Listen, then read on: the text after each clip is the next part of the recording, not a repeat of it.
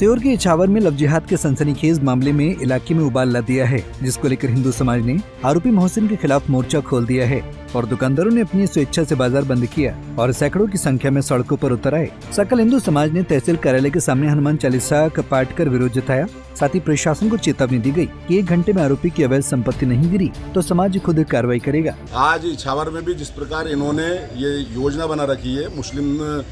कुछ ऐसे जिहादी मानसिकता के लोग हैं जिन्होंने हमारी हिंदू धर्म की बहन बेटियों को टारगेट करने का लक्ष्य तय कर रखा है। इसमें गुप्ता परिवार की एक हमारी बालिका थी जिसको एक जिहादी भई का कबाड़ी अनावश्यक रूप से प्रताड़ित कर रहा था, मानसिक रूप से डिस्टर्ब कर रहा था और उस पर भी दबाव बनाएगा और उसका कहीं ना कहीं माइंड वॉश करने का प्रयास कर रहा है, लेकिन वो उसके चुंगल में नहीं फंस पाई। और आज 2 दिन पहले बजरंग दल के कार्यकर्ताओं के माध्यम से हिंदू समाज के सहयोग से कहीं ना कहीं वो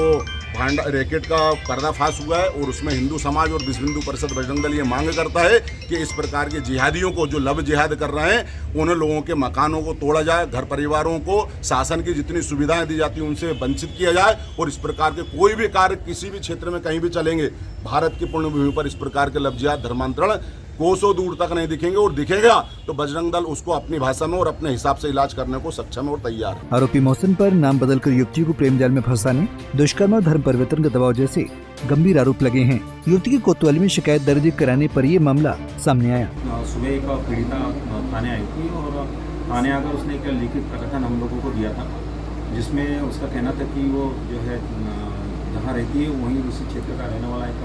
व्यक्ति है जो उससे राहुल नाम से जो बातचीत करता था। बाद में तथाकथित रूप से उसको पता चला कि भाई वो राहुल नाम के जो है वो मुस्लिम संप्रदाय से का है और जो उसका नाम दूसरा है।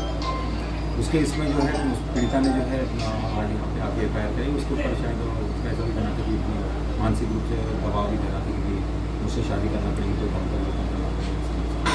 पीड़िता ने आके यहाँ जो है लिखित प्रकटन दिया था, जिसमें उसके साथ जो है उसने उसका लैंगिक शोषण उसके साथ गलत काम करना भी बताया था और जो है उसको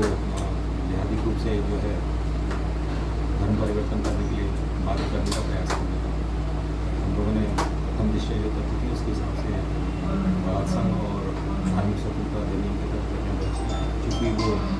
मामला निशातपुरा थाना क्षेत्र भोपाल से संबंधित है, इसलिए हमने 0 के FIR फर्दर इन्वेस्टिगेशन के लिए सर उसी कॉल ये सब इन्वेस्टिगेशन कर सकते थे और जो टीम इन्वेस्टिगेशन करेगी वो संपूर्ण तरीके से करेगी। सर क्या देखिए, हम लोगों ने जो अभी कार्रवाई की वो प्राइमरी रूप से की और ये जो आप जिन प्रश्नों का जवाब मुझसे चाह रहे हैं ये प्रश्न इन्वेस्टिगेशन में स्पष्ट होता है,